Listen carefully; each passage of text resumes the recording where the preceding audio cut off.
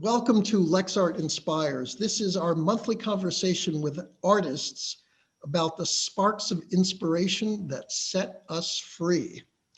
I'm Wayne Davis, chairman of the board at the Lexington Arts and Crafts Society, and I'm your host tonight, streaming from our brand new Molly Harding Nye gallery and television studio.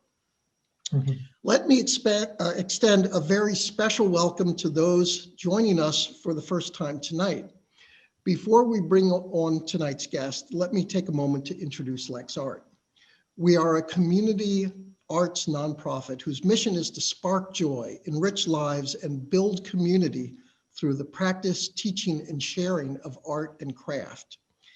And we're going to be busy doing just that in the coming weeks.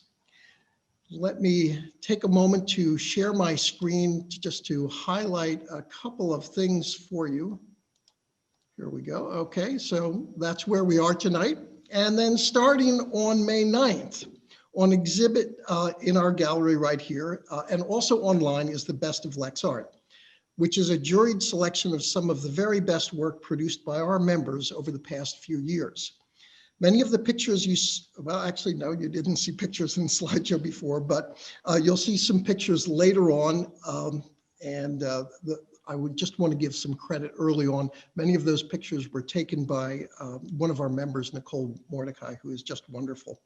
And Best of LexArt is what you see behind me. On the last weekend of the Best of LexArt, on Saturday, May 8th, we'll be holding an outdoor art fair and sale in our parking lot. Then coming up on May 15th, the State of Clay exhibit returns to LexArt. For many years, this has been the place to see the latest and best work of ceramic artists from across Massachusetts. LexArt Inspires will return on May 20th, the third Thursday of the month, as always. And our guest that evening will be Madeline Lord, who will be discussing 50 years of creativity, methods, means, and magic.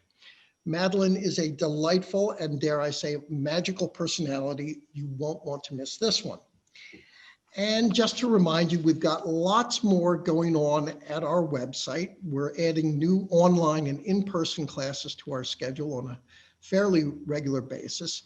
And in particular, for this audience, I'd like to let you know that we've started scheduling workshops with some of our featured LexArt Inspires guests, such as cartoonist Susie Becker, who we had last October, I believe.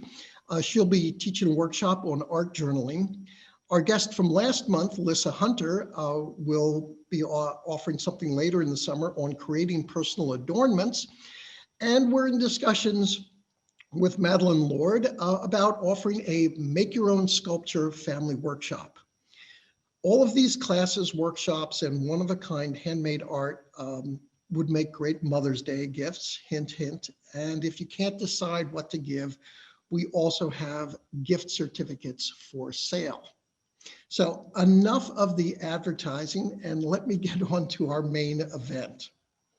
So this is a very, very special event for us. It is helping us to celebrate not only our Best of LexArt show, but also, very importantly, the opening of our new Molly Harding Nye gallery.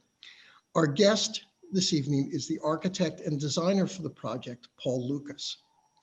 Paul is a talented, award-winning architect. He's a dedicated educator and just about the nicest and most generous soul you'll ever meet. He's the founder of Paul Lukez Architecture and, more recently, Places, a studio focused exclusively on sustainable design. We invited Paul here tonight to talk about the Nye Gallery, but not just about the gallery. In working with Paul on this project and looking at Paul's other work over the years, it was obvious to us that Paul uses light in a very special manner to sculpt architectural spaces of elegant beauty, practical utility, and serene humanity. Those are my words, my reaction, my personal opinion. That's not Paul's marketing hype, just to be clear. That trifecta that, if you will, that Paul has achieved of aesthetics, function, and human connection is what many of our LexArt members aspire to in their craft. And so we thought that we might draw some inspiration from seeing and learning about Paul's work and work process. So please join me in welcoming Paul Lukez. Take it away, Paul. Okay, great. Can everybody hear me okay? I assume so. Very good. Harper, if you can set up. I'll set it up. Hello. So by the way, this is Harper Smith. She did all Look the it. It's ready to go. all the work behind the scenes. All right. So critical to any project like this. You'll see me a couple more times. Yes. So Wayne, thank you very much for that kind introduction. And thank you to all of you who are here this evening, some from near and some from far. And I'm very pleased to know that and to be able to have some people who contributed to this project in different ways, like Tina and others, both as a source of inspiration and also working on the project. So I want to start by thanking the Lex Art community, first for the opportunity to work on the Molly Harding Nye Gallery, which was a real thrill and privilege for our studio. And secondly, for the chance to talk to you about one of my favorite topics in architecture, and that is light and the delight that it can bring to our lives. So to illustrate the power that light has in shaping the architectural experience, and I would say human experience, I want to share with you 4 sets of projects. 2 are in Honduras and 2 are in the Boston metro area. Each of the 4 presentations that will be made are about 10 to 15 minutes long, plus or minus, and they will be followed by a conversation led by Wayne, tonight's MC. The first project is a memorial in Honduras. The second is a proposal for a church and retreat in Honduras. The third is a net zero energy house using light as a source of energy. And the fourth is the Molly Harding Nye Gallery, showing how light supports the local arts community.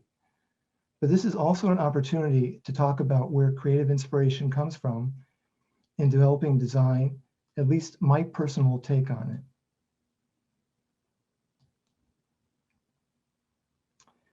So as Louise knows, as a student, I was drawn to the work of Louis Kahn, one of America's great architects of the 20th century. His writings had a mystical quality about them, as is evident in this quote. Light was central to Kahn's work. It shaped his designs and was, in his words, the giver of all presences. So it turns out about 4 years ago, I was very lucky to be working on a lab project in Torrey Pines, which is just north of San Diego. After spending long days on the construction site, I would walk over to Kahn's Salk Institute and watch the sunset. Kahn's use of light was magical. He knew how to capture light and change the way we see the surrounding environment. In this case, the sky and the Pacific, as well as seeing the Institute itself in a different way. If you ever get a chance, you must see this place. It's remarkable. There's also a film called My Architect, which talks about the perspective of Kahn's work from his son. The quality of the setting sunlight bounces off of Kahn's rich palette material, or material palette. This palette includes concrete, travertine, teak, glass, and water. But my fascination was sparked much earlier in my life. Growing up in the Netherlands during my formative years, I became enthralled with the Dutch painting masters, painters like Vermeer, Rembrandt, Jacob van Ruysdael, Hals de Hoog, and many others. Riding my bike through the oh-so-flat Dutch landscape, which by the way is also very windy, I realized that the sky was the dominant and active agent in the Dutch landscape, and also in its depiction in painting. The unobstructed view of the horizon allowed the eye to focus on the fast-moving and changing cloud patterns. These rapidly shifting patterns of light provide a cinematic experience as light dances across the farm fields and villages.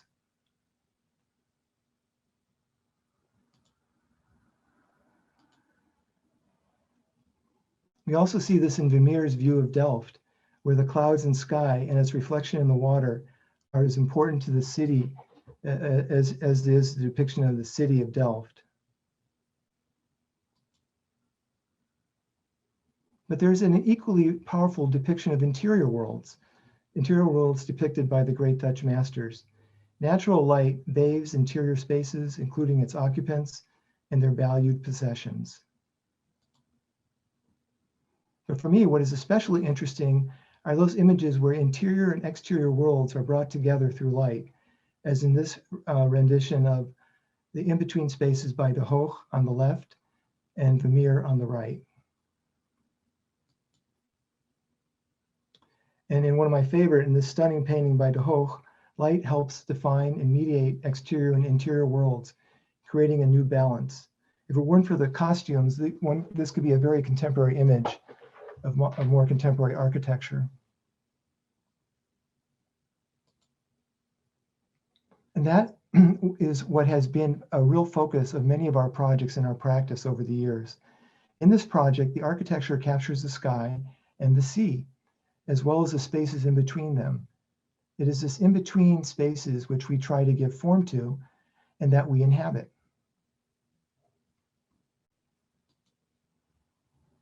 We want our architecture to capture the quality of light throughout the day and season. The architecture serves as a canvas for freshly painted colors, changing every moment.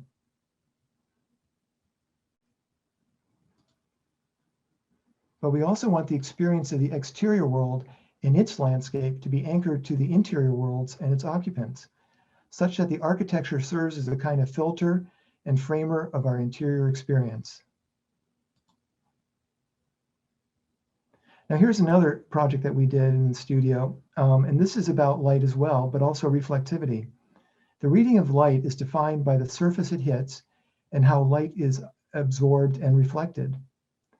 What is glass, one would think is transparent, can in fact appear to be more solid, depending on the time of day. When it's brighter outside, glass loses its transparency as seen from outside and becomes more reflective. Light can bounce off surfaces, vertical and horizontal. Light and surface can work in concert to create the illusion of added depth. In this case, the pool becomes the sky, and the wall of glass becomes the beach and the ocean. Together, they add an unexpected depth to space and experience. Or depending on the angle of incidence, light's path creates ephemeral readings of surfaces. Glass surfaces can appear to be transparent, opaque, or ambiguously sometimes depicted as an in-between condition. This depends again on the location and movement of the viewer, as well as the changing quality of light. And in this view of a central stair in a house that it illuminates this concept, its volumes and surfaces can seem to dematerialize, even disappear. What we are looking at is a stair, and looking up towards a skylight, there are two flights of the steel stairs, and yet they seem to evaporate in the space. Now, these last sets of images about some of our past work and the painterly influences that inform their design come together in a special way for this project in Honduras that I'll be showing you shortly.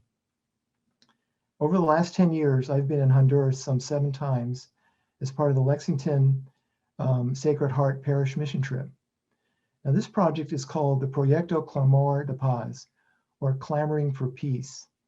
At its core, this project attempts to use the power of light in a manner befitting the program, as I hope to demonstrate to you shortly.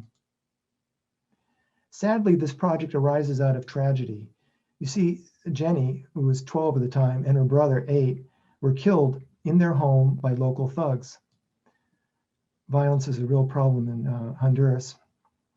The location of their murder is marked by the flowers placed in their home, high in the mountains overlooking Guaymaca, Honduras.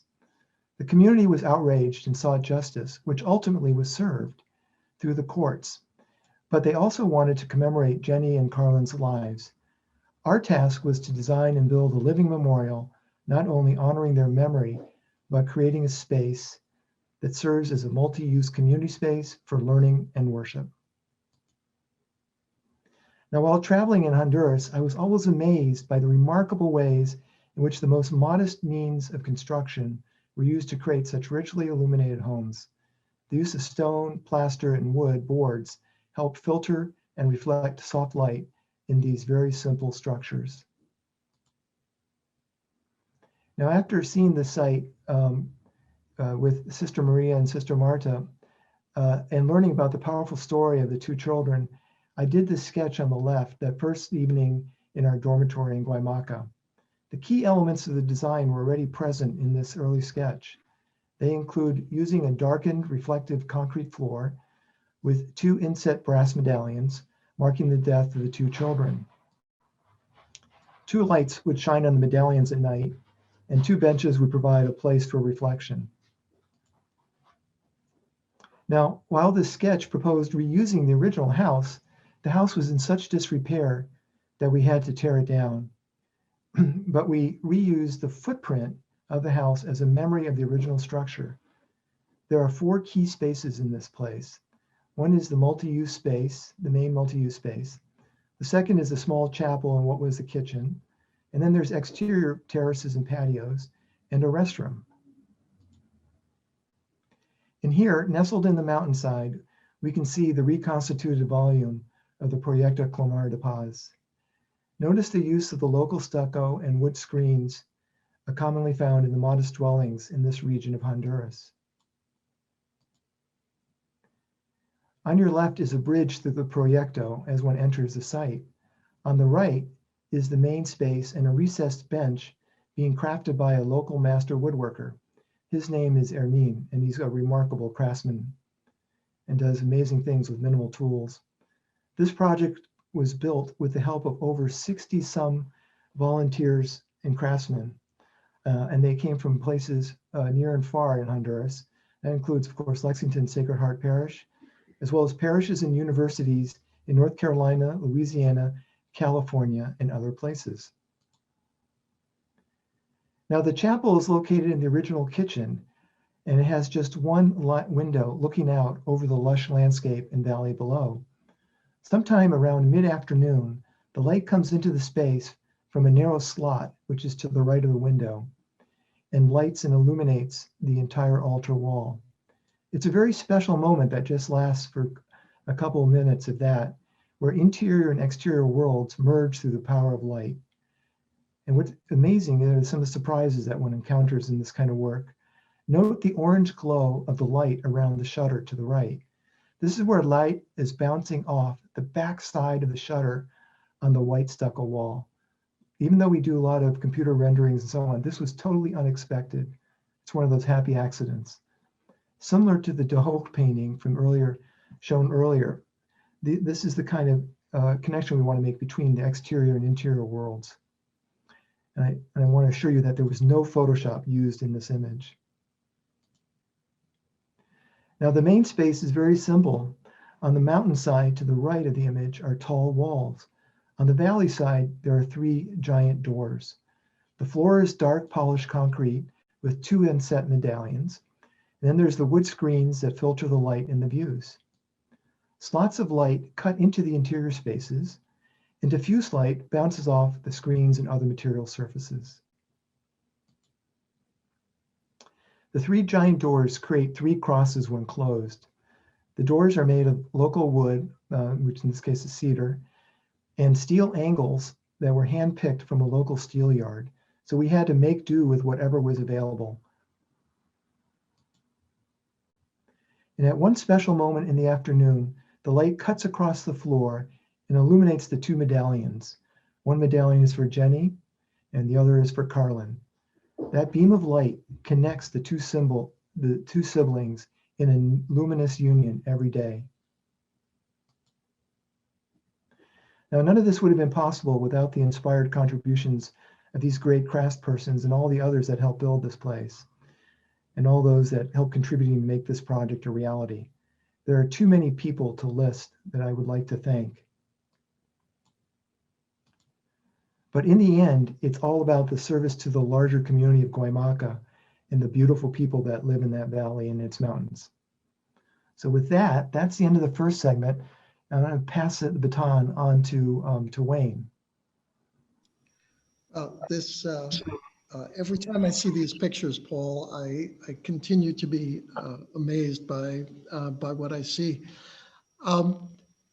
This may be a little bit of a self-centered question, but the that glow behind the shutters, did that have any influence on what we have here in our gallery and the way you set up the shelving? You can hold on that until later. I've got it right over here to my side, and I realized, wow, we've got a similar effect. Was that intentional? Well, I would say, what's amazing, and I think this is why they call it the practice, you keep learning every day. Those were, the seeing that glow, that unexpected accident happen was a moment where one learned something new, and you put it in your library and you remember it, and it, some lessons are learned and stick with you longer than others, but certainly I would say, while I was not cognizant or deliberate in saying, okay, now we're going to create the same glow we had in Honduras, the idea of working with other team members and Andy Tolliver, the crafts person who crafted the shelves in Lex Art, along with Adam Kibbe, were critical in that process of going back and forth and trying to find that condition. I mean, certainly the idea of using natural materials like wood in a space and allowing light to reflect off of those materials adds another dimension to the quality of light. Because what happens as the light, the source, the angle, the materials or the natural light changes, so too does the light that bounces off those warm materials, and they can be nicely complemented with the simplicity of a larger space. Mm-hmm. Talking about these surprising connections, I was quite struck, particularly in the shots of the home. Not your design, but just those looked almost like Dutch still lifes. Yeah. And I was curious. Among the reasons why that's very surprising, obviously, is in Holland, which not sure if everyone's got their geography correct, but is actually latitude considerably north of where we are here in Massachusetts.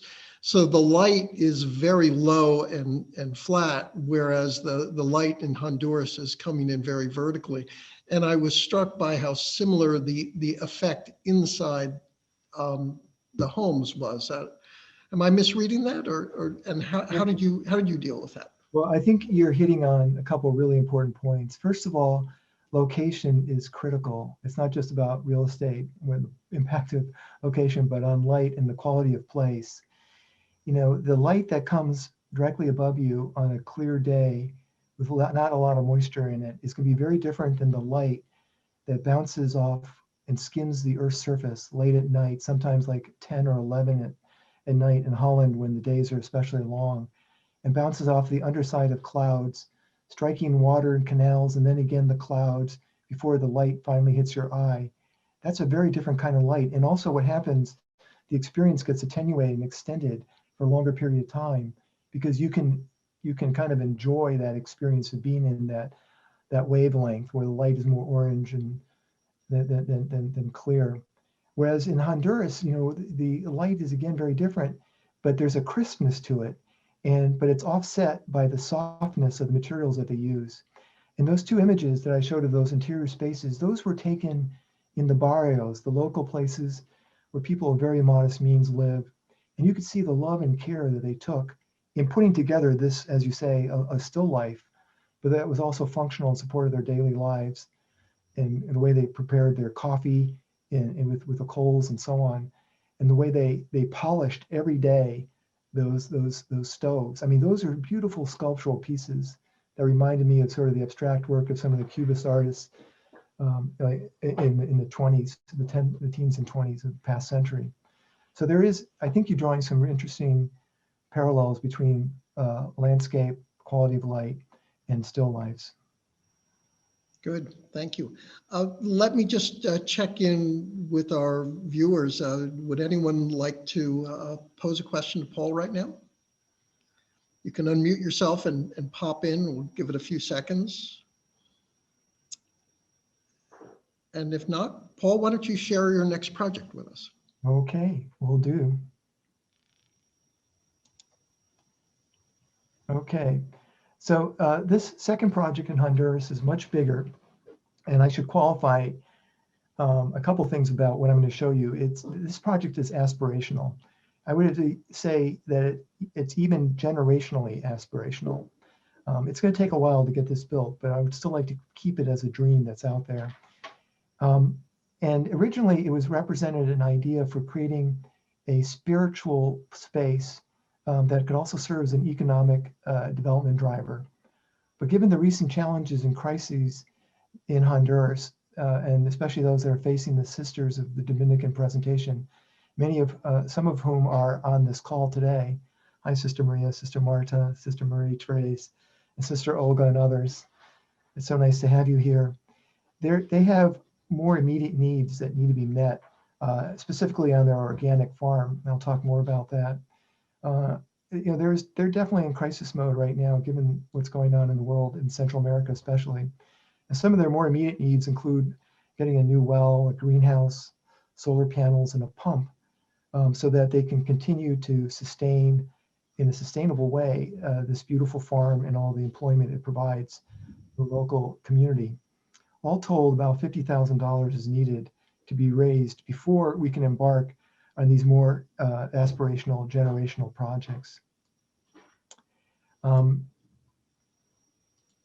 So I want to talk a little bit about the Sisters of the Dominican presentation. We're based out of Guaymaca, and how remarkably entrepreneurial they are. They were gifted 350 acres of farm and woodlands, which they then turned into an organic farm. And what the farm is, it's a place for learning and for production of healthy food for the community. And it serves many functions to the community. Here is Sister Maria, who's a real tour de force, like all of her fellow sisters. Together, they run a girls' school, a medical clinic, a dental facility, and the organic farm. So several years ago, Sister Maria showed me a beautiful site high up on the mountains. The site overlooks distant mountain ranges in the valley. I thought that this could be a great site for a retreat, part educational center, part tourist magnet. A church could be paired with dormitories for visitors, and classrooms and meeting spaces for conferences and learning, all of which could be co-sponsored by a local university. So before I start delving into the design process, let me fast forward to the final design and help orient you so the images will make a little more sense. The retreat would sit atop what is an acropolis-like site. The church faces the valley to the left of the plan, as you see, while the conference and learning spaces bound the entry court to the north. The dormitories are located to the southern edge of the woods, creating a spiritual respite. Now back to the design process. After seeing this site with Sister Maria and Sister Marta, I went back to the dormitory that evening and began sketching ideas. So you can see there's a second theme here. I want to share with you a peek into my sketchbook, which for me, my sketchbook is an incubator. It's a place where ideas are recorded. And I want to emphasize not just my ideas, but the ideas of others who I'm talking to during the process and duration of a design. These ideas then evolve, and sometimes they germinate. Over the course of a week in Honduras, I sketched every evening, such that by the end of the week, I had a pretty good sense of the final design. And these sketches are about light, and that is that they show how the thickness of the wall can collect and contain light, and in turn become small chapels or stations of the cross. Drawing shadows is also drawing the light. Drawing the light is drawing the form that will collect the light. When I sketch in my book, I record ideas using multiple modes of drawings. That is, sections, plans, structural details, axons, and lots of perspective views. I like to switch back and forth to different aspects of the project. Sometimes the hand not keeping up with the mind. And later in the process, the fragments of the ideas and influences start coming together and begin to find a more comprehensive form in reading. In this drawing, the exterior form and its prominent roof are supported by canted walls and structural bays filled with light. Its positioning on the site is also explored, such that the wall and the ground merge in harmony. But in all cases, I try to make every drawing as three-dimensional as possible, even the plan or section. This is achieved by using shading and line weight. Working in 3 dimensions is a friend in the design process. It reminds us that we don't live in a flat world. It's not all about our cell phones. More importantly, the mode of drawing used forces us to pay attention to what is next in the drawing. If we use three-dimensional drawings as a basis of our mode of thinking, we will continue focusing on the three-dimensional issues, and our designs and architecture will become more spatially rich.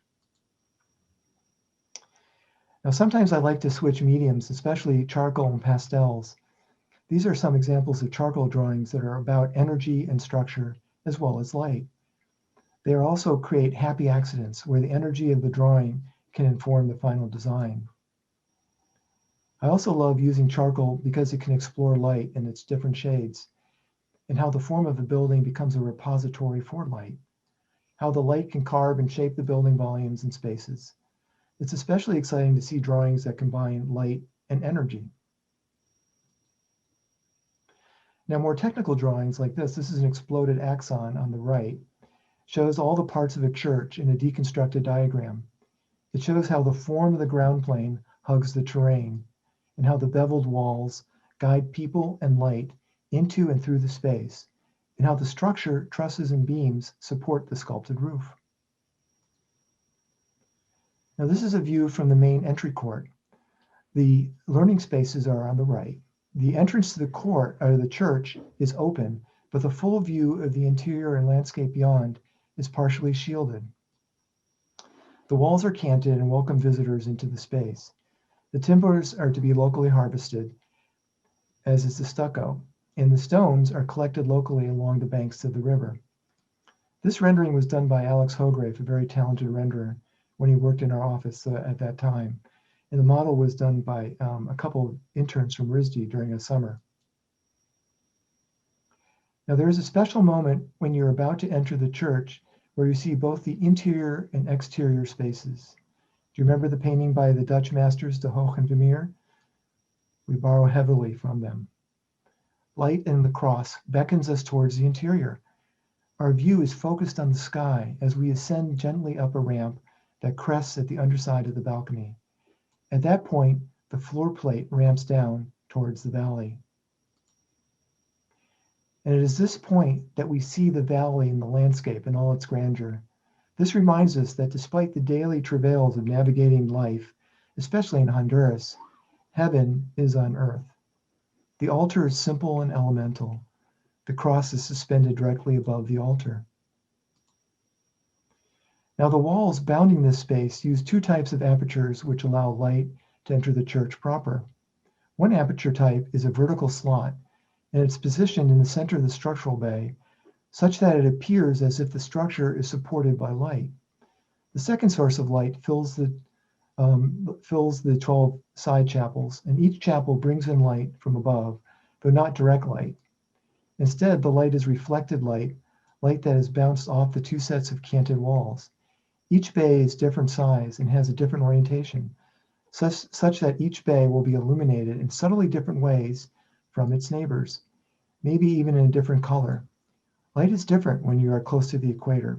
Light can sometimes come from the north and can be a little disorienting, but it also is a creative opportunity. And this final view is of the back of the church, or what is seen as the front when approaching the site. The altar sits on top of the mausoleum. The dead provide the foundation for the living, and the living provide the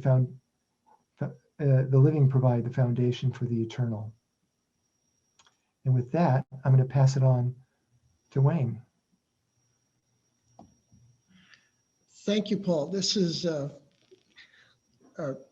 as you describe, an aspirational project, and I'm glad you've brought aspiration into the conversation, which is something very important for our community to be thinking about in all we do. I just have 2 big questions. So when will this be built? I think that's a very difficult question. And then one of what's happened because of the circumstances and the crises that we have, the needs right now are so great for the church, the local parish, and the mission that is run by the sisters, that they really need to focus on those immediate needs. So, it could be a while. That being said, if they're able to stabilize the management, I would say not the management, the funding of the farm and the clinic and so on, and we get through this crisis, in the future, I hope, it's my dream, and I think some of the sisters would say as well, we don't know when it's going to happen, that this could become a reality. But I can't predict that at all, and I wouldn't want to put the sisters in a difficult spot, knowing that they have these really pressing needs right now. Well, if people would like to help or would like to find out more about this project or about supporting the needs of the parish, Harper, can we put some information in the chat if people would like to find out more about this? Yeah, I can put their website in there. Okay, Yes. that would be great. So if anyone has interest in finding out more, please take a look at that. Why don't we move on to come a little closer to home? Okay, great. Make sure you introduce the video before we play it. Okay. Yeah. All right. So we're going to switch gears now and share with you a completely different way of thinking about light. And that is that light can be a source of energy that supports our homes and even our cars. And it can also be embraced and celebrated in our living spaces, providing beauty and warmth, comfort, and a source of energy. Just to forewarn you, some of you especially, that this part of the conversation might be a little bit nerdy or technical. Some of you may really enjoy that, others maybe not so much, but please bear with us for the next 10 minutes. We are going to show you a 5-minute video that was part of a presentation that was featured by Boston Home Magazine. This house was selected as one of 3 homes of the future this past winter in the Boston Home Magazine, and there's a video that accompanies that feature. So with that, I'm going to go to the next slide, which should connect us to the video. It might be a bit loud, just so everyone knows. Yeah, we're just forewarned. Welcome to Paul Lukez Architecture Studio. We're absolutely thrilled to be part of Boston Magazine's feature on Homes of the Future. We think that sustainable design is at a tipping point right now. With recent developments and improvements in renewable energy technologies, a better understanding of passive house principles and best practices, along with the drop in price points on a lot of these ideas and technologies, we're in a position where it's no longer a question of whether or not we should build buildings as a net zero building, but the question is, why not? Today I'd love to share with you a story of a unique project for a retired academic couple. Meet Pat DeLue, a former vice provost, and Richard Jensen, a math professor. They asked this very question, why not? They had a dream of building a more resilient net zero energy home that was the right size on a bucolic site in Harvard, Mass. Not only is the house net zero energy, that is, it has a HERS rating of -23, but there's enough renewable energy produced to power the electric car for 10,000 miles a year. The house also has 2 sets of batteries that help with managing energy intermittency. The combination of PV, batteries, and an electric vehicle is, in our opinion, a game changer.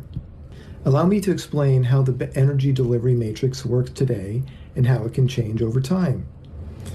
The typical house today gets its energy from the grid and gets supplementary energy either from oil or gas. Now with solar systems or renewable energy systems, your home can rely less on the grid and secondary carbon-based fuels. Plus, your monthly bill is bound to get reduced.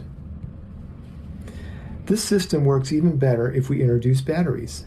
The batteries store excess energy and renewable energy for use during the evenings and on cloudy days.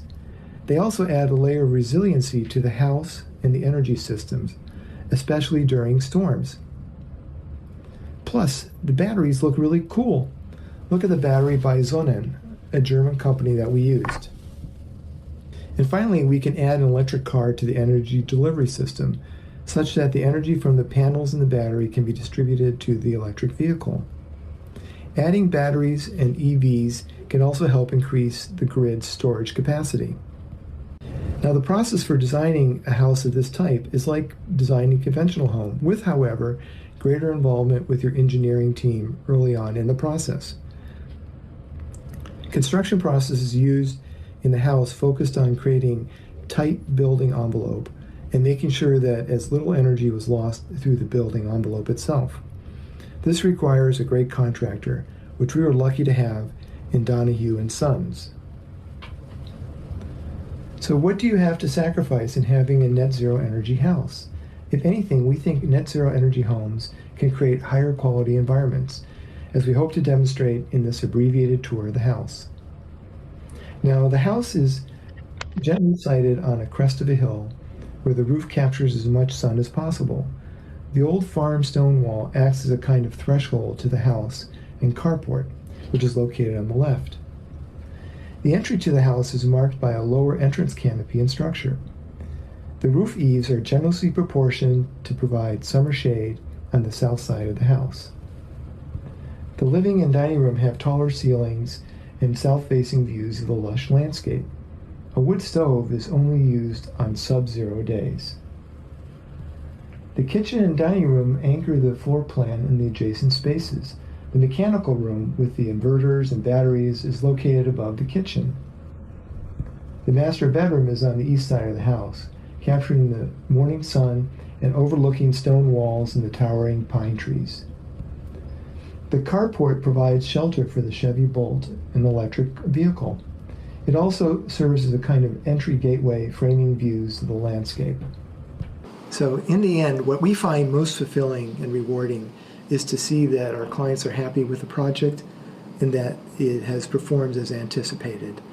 This would not be possible without the generous help and support of this project from our clients, Pat DeLue and Richard Jensen, and of course all the help and effort that went into designing and building this from our engineers, our contractors, and our consultants.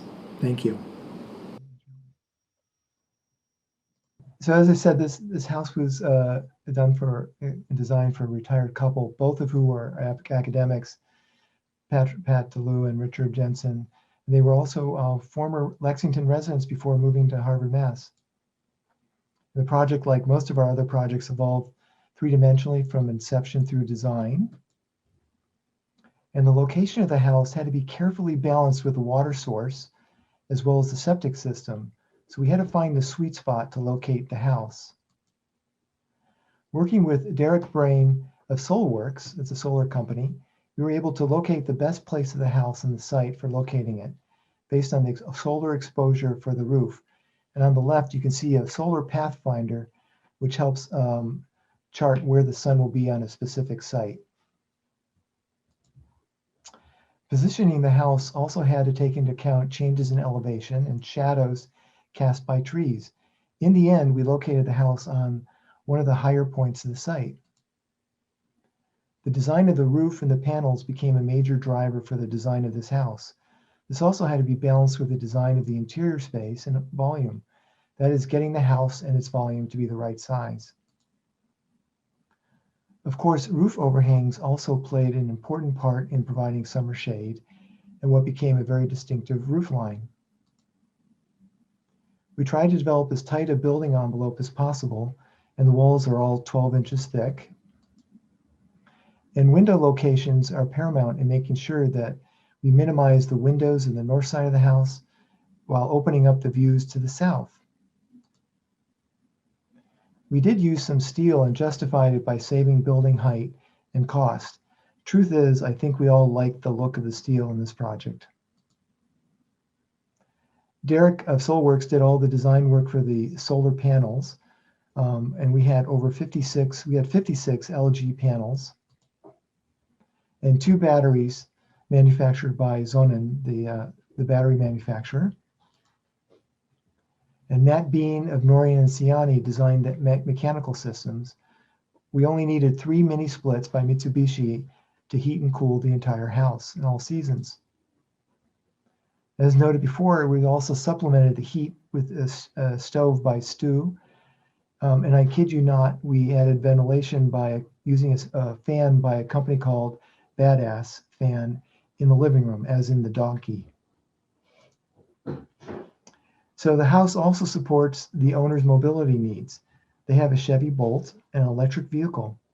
The car drives just under 10,000 miles a year and uses about 3,500 kilowatts hours per year. So in this case, the house, the sun powers not only the house, but also the car. Now the house has a HERS rating of -23. A standard home has a rating of 100. A net zero energy home has a rating of 0. This house produces more energy than it needs and uses for its domestic use, which is why the extra energy generated powers the car. So the clients monitored the energy usage over the course of a year, their first year living in the house, and the results confirmed that the house generated as much energy as the house and the car required. The second year performance was in line with the first year's, according to our clients. By the way, we are finalizing a paper that describes the house and its performance and more technical aspects of the design. This will be available on our website in the next month or two. Now, these images show us how light is used for illuminating space, can also power our home and allow the homes to take on new forms. The demands of light and photons can shape the form of these houses, especially the roof. This is a creative opportunity in our mind to create new types of designs. After all, our roofs are the very essence of shelter. In the future, we can sculpt our roof forms so as to optimize power generation while providing human comfort and delight. And with that, I want to thank again everybody who worked on this project, including our clients and our many consultants and builders. And with that, Wayne, I'm going to pass it off to you again. Okay, well, we'll give you a second to grab a sip of water. And maybe why don't we just jump straight to the next project? Okay. Because I think what everyone is waiting for. Unfortunately, we couldn't give you quite the green field to work with. You had to work within the constraints of what we gave you, the pre-existing building. Well, let's see how you did it. Well, there's nothing more sustainable than reusing buildings, right? True enough. So, and now for the segment that you've all been waiting for, thank you for your patience. We want to share with you the story of Molly Harding Night Gallery and how its design evolved. Without Molly's generous support, this project would not have been possible. Her drive and spirit through the project powered all the team members involved in this project. So a big thank you to you, Molly. Many of you know the history of the building is well documented in a scrapbook in the office. The building was originally built in 1953. An addition was done in 1965, with a second edition finishing up in 1973. You can see that the images in the top are the original structure, and the three images down below show the construction of the final edition done in later years. One of the first things we did was to measure the structure. Our team took great pleasure in measuring the original structure. There was a kind of elegant geometry and tectonic resolution to the original design that revealed itself as we measured each wall and the neatly laid out blocks. It's almost as if the original architect had used an algorithm. I understand she also went to MIT, maybe there's some connection, but everything worked out very neatly and there was a real craft to how the original building came together. The addition was a bit more problematic. In fact, even today, we can see the fissures in the floor where the two structures came together.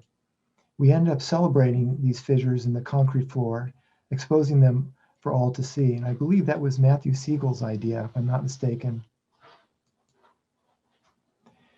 And we worked with the Lex Art team throughout the process, first in person and later via Zoom as circumstances demanded. The design process was highly iterative. There were lots of ideas that were generated by everyone involved. The ideas touched upon many aspects of the gallery as well as the building.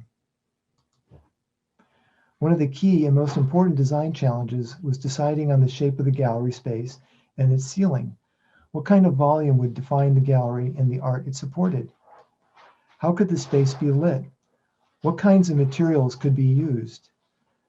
Sections and perspective studies, first by hand and then by computer, were used to explore the shape and form of the gallery.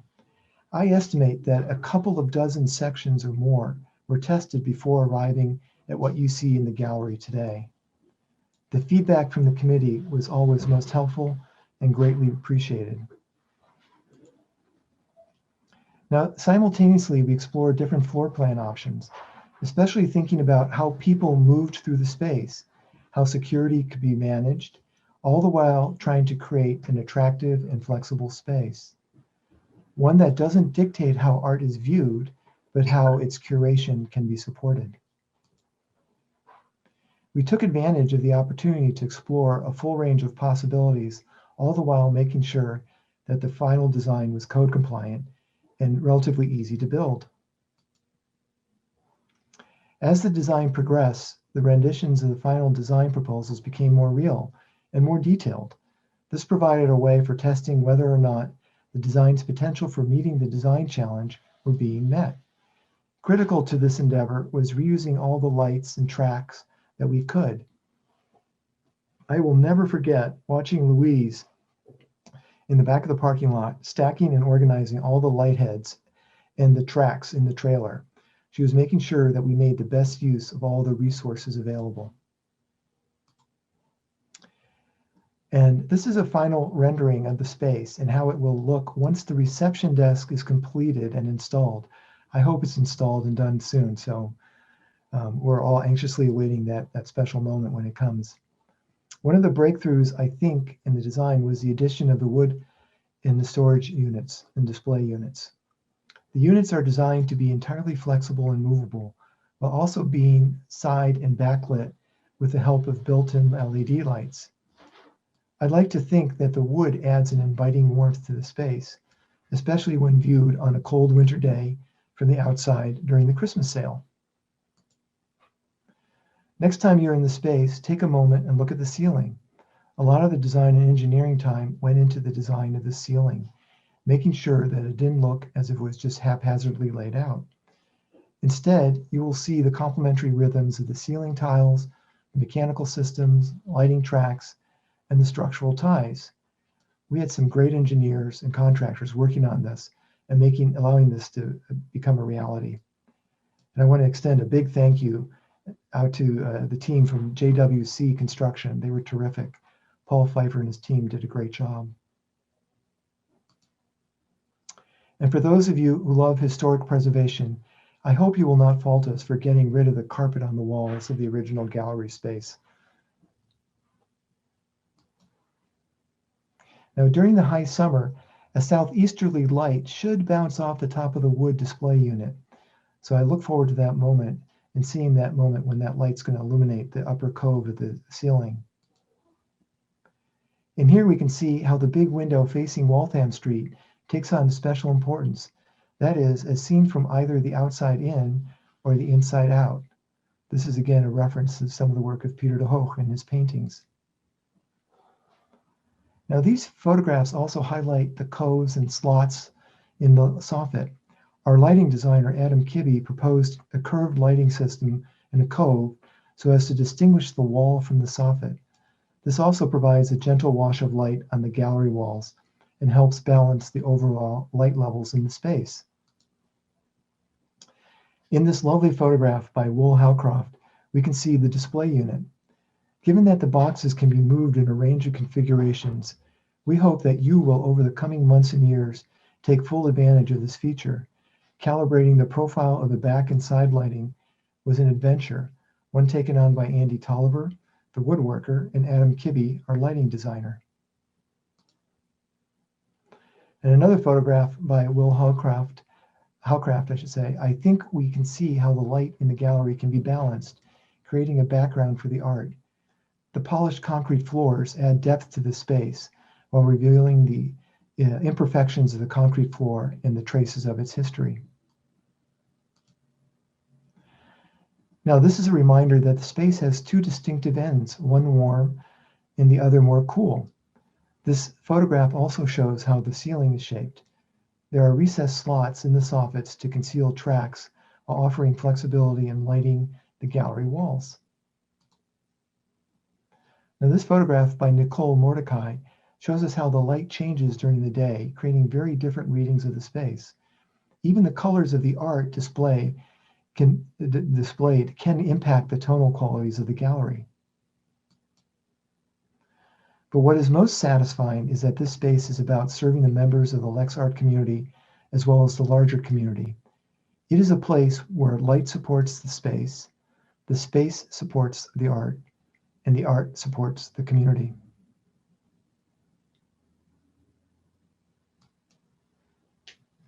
And as the space hosts many more exhibits for years to come, I hope that Molly's generous gift will be remembered for launching the Lex Art community into a new and exciting phase of soaring growth.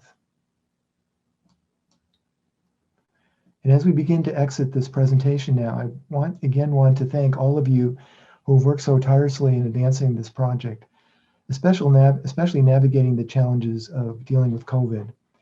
It's been a real privilege and honor to work with each and every one of you.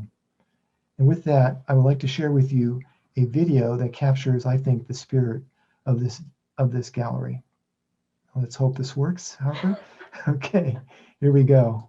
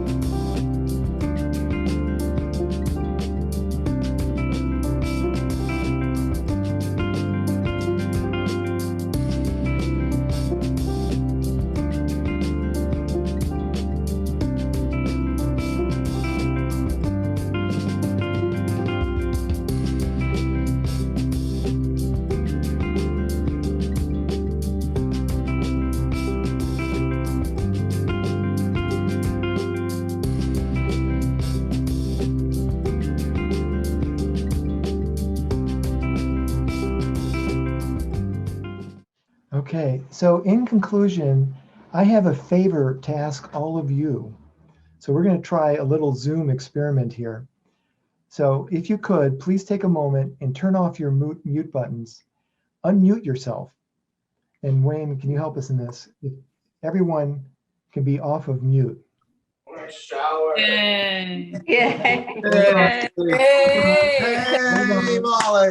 Wait 1 second. Hey. Now I all want you to join me for a minute in applauding Molly, Joe, and the rest of the Burning Guy family and Molly's friends and admirers for their most generous gift to the community. We can all applaud her and clap. Yay. Yay, Molly. Molly, thank you. Thank you, Molly. Thank you. That is so Molly. fun. That is so fun, everybody. Okay.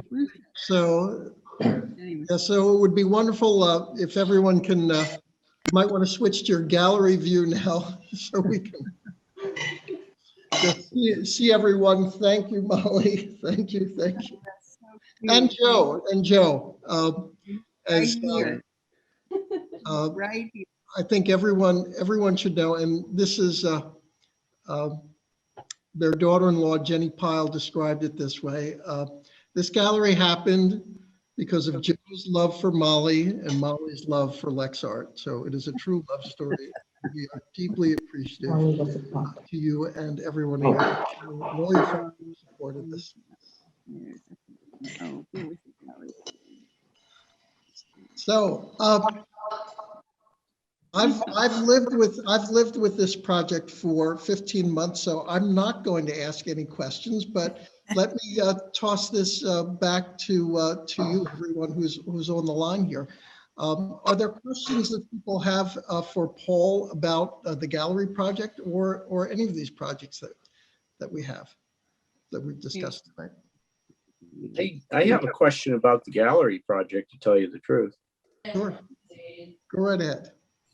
Okay, I'm wondering if you did any acoustic modeling of the gallery space before you began the construction, because you have these unfinished, well, I mean, uncarpeted or whatever, concrete floor, which is acoustically a very bright surface. And I'm wondering how noisy will the place be if it's full of people?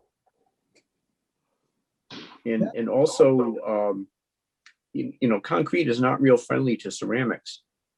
And I'll just leave that there. So, and speaking of acoustics, why don't we ask everyone to mute themselves, and so we can reduce the echoing. Ask me a question. So Steve, to answer your question, working from memory here, I know that we did talk about acoustics, and there was discussion of that. And there were, I think, first of all, there were a couple things that help the acoustical behavior, or let's say dampening the sound of the noise level. That is, we do have ceiling tiles that do absorb sound, and that was one thing we deliberately did, because at one time actually we were looking at completely different types of ceiling configurations that might have been drywall or more exposed ceilings. The other thing is that when people occupy the space, they help in that way too. And then, in some cases, some of the art helps. But I would say that the acoustics, while important and certainly considered, were probably not the main driver, because there was also this, I believe, fascination and real interest in the concrete floor and the particular look that offered, and especially given the history of the addition and these fissures. And Wayne and others, I don't know if you want to add anything that I might have missed from some of our conversations. It'll be interesting to see how this works out. I know one thing that we've talked about is the possibility of having musical performances occasionally in the gallery, and so that will be an interesting test. Yeah, it certainly will be. I think the floor, an inordinate amount of time was spent by the whole design committee with Paul and his team presenting several different more than several different options to us, and I'm sure they had even more that they didn't even show us. And we spent a lot of time thinking about what the particular configuration was, both above and below, precisely because the feeling of what it would feel like to be in the space. The prior space with carpeting on the floors and on the walls, and that brown was a very claustrophobic cocoon. And we wanted to, even though this is a small space, relatively speaking, just 20 by 40, we did want to have as spacious a feeling as possible. And I think I personally was quite delighted. We knew we were going to get a polished concrete floor, but if you recall those renderings, we thought it was going to come out lighter than it did. And actually, we were quite thrilled that it came out as dark, because at least my personal physical emotional feeling when I'm in the space, and I think you could see this a little bit in the pictures, is that the contrast between the dark underneath of the floor and the light above, for me, it just opens it up tremendously. And by the way, as it relates to potential future concerts or musical performances, there are paneling systems that could be brought in that could help support a musical performance. We have another question that has come in about thinking about color temperature of artificial lighting for exhibits. Do you have any thoughts on that? Or perhaps Adam, if he's still on, maybe he can comment. I can show you the question. Yeah, I would defer to Adam on that. He was our resident expert. Well, I am still here. Go for it. It's somewhat subjective. There's two qualities that you can mess about with lighting. One is its color temperature, how warm is it, and the other is what its color rendering index is.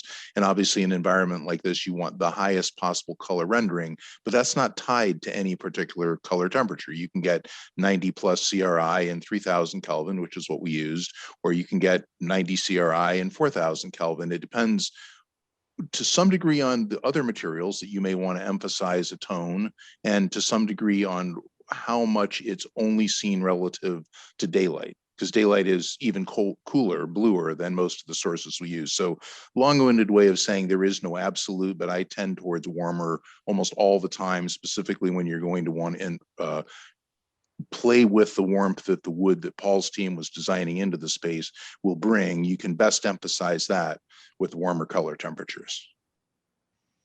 Great, thank you, Adam. So this is Adam Kibbe, our lighting consultant. Thank you so much for all your work on this project. Was a pleasure. Worth What's the a pleasure. We did have a couple of questions about some of the other projects, Paul. One was about the size of the net zero house and how does net zero scale to larger structures? Well, the house, the net zero house is relatively compact. It's, I believe, 2,200 square feet, plus or minus, depending whether you include the mechanical room. And so it also abides by some of the principles of Sarah Susanka's not so big house concept. So the idea is to build a house that's just the right size for a family, whatever the family size might be. And yes, the house can scale, but there is a limit. I mean, to say, I wouldn't want to say that you could take a McMansion and make it net zero. You'd have to work really hard, because once a house gets to a certain size and has really large volume of spaces, you have to work harder in reducing your energy consumption, and also in the way you build and provide enough renewable energy.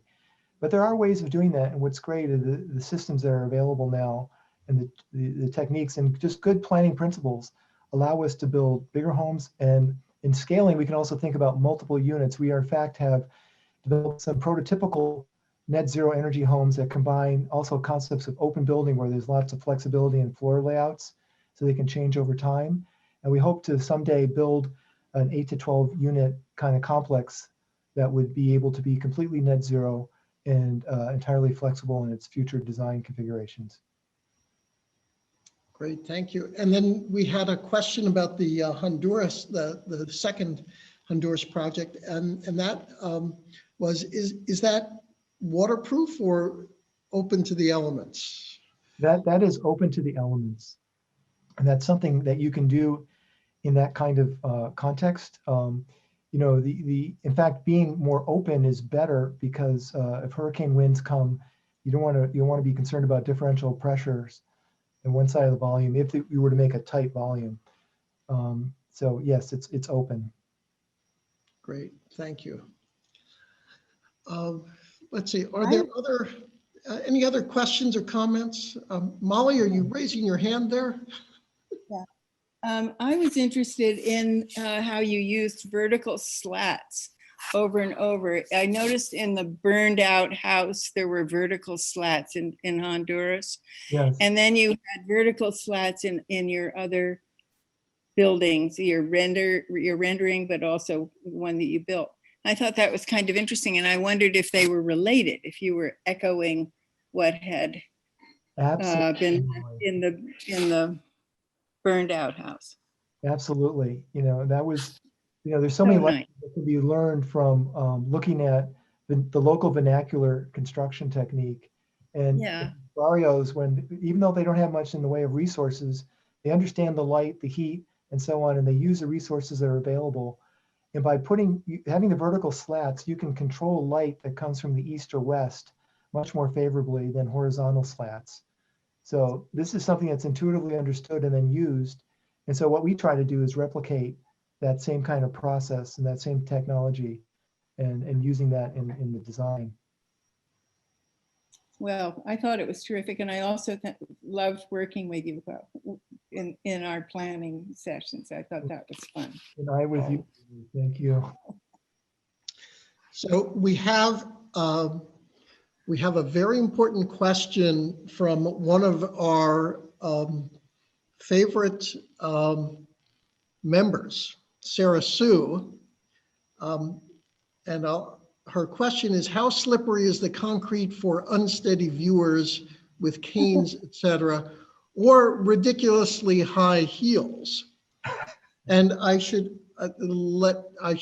warn you before you answer that Sarah Sue has a delightful painting, which is one of our featured items in this Best of Lex Art, which is a self-portrait of Sarah Sue at 90. So I understand. So just so you understand the context of the question. I love the question and the spirit. So first of all, about the safety concern, it was fortuitous that the concrete had to be prepared before it could be protected, because there were different levels to the concrete and the way the building came together over years. So what they did is they were grinding down the floor, and they ground it down with a little bit of grit, and then they put the finish on it. So that grit helps. Now, that being said, I would still be careful and cautious. I wouldn't do anything crazy in terms of maybe special dance moves or what might be in that space. So be careful, but at the same time, there is a little bit of that grit. And then, I'm sorry, the second question was about the... Oh, just ridiculously high heels. Well, I can't speak to that. I know nothing. So, Harper, Sally, my wife, is on the line. Maybe she could answer that. I don't know. Well, good. Well, are there other questions that anyone has? Either can pop into the chat, or if you'd just like to unmute yourself and jump in. There's still a couple from the chat if you wanted me to read those I don't out. think she can. Okay, sure. I may not have seen them all. So, how does an architect decide how much seating to put in a gallery or museum? Well, that's a good question. I think it depends on a number of factors. One is the size of the space, the function, the intent, the art that's viewed, all of which I would say, and of course, Matthew Siegel will be the person to answer this question. But in working with Matthew, what I think I learned was that there's a real benefit to being flexible in the way a space is laid out. That if it's too specific, if it's overly specific, it's going to limit curatorial possibilities. There may be times when you want to have more seats in the space, and that there's a certain art piece that needs to be viewed while resting or sitting. And other times you may want just have a complete clear space. So I'm sorry, I'm not trying to evade the question, but I think it's also the nature of design these days. We're trying to make spaces as flexible as possible so that they can be more resilient over time. Great. Harper, was there another question? I thought there was more. Okay, good. Well, we're actually getting close to 8:30, so I think this would be a great place to wrap. Let me again just thank everyone who has tuned in. Thank you to Paul and everyone on his team, those who are in the office in Somerville, and Tina, who is now back in Taiwan, but was a great help in the first phase of the project. So thank you to the entire team. Thank you again to Joe and to Molly, to other members of the Harding and Nye family, and all their friends who helped support this project. Again, I would encourage everyone to please tune in again the third Thursday of May when we have Madeline Lord. We'll welcome you back. When we shut off here, just so that everyone knows, we kind of treat this like a theater experience, and We keep the Zoom open, and if people want to just go to the gallery view and say hi to anyone who they haven't seen or socialize a little bit, we're happy to do that as well. So thank you, everyone, and good night.